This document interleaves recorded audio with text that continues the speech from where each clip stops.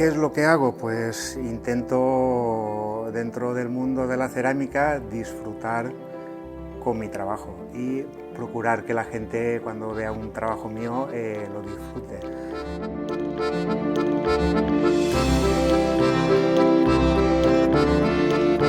Vengo de la alfarería tradicional y sigo trabajando el torno, que es mi elemento donde yo más me identifico a la hora de tener el barro entre las manos.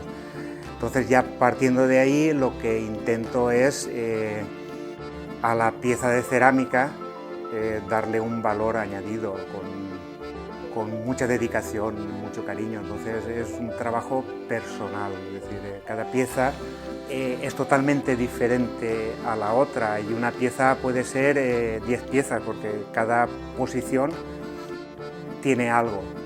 Entonces son piezas únicas, son piezas irrepetibles y eso pues hay gente que lo valora y hay gente pues que no lo ve, no es que no lo valore, que no lo ve.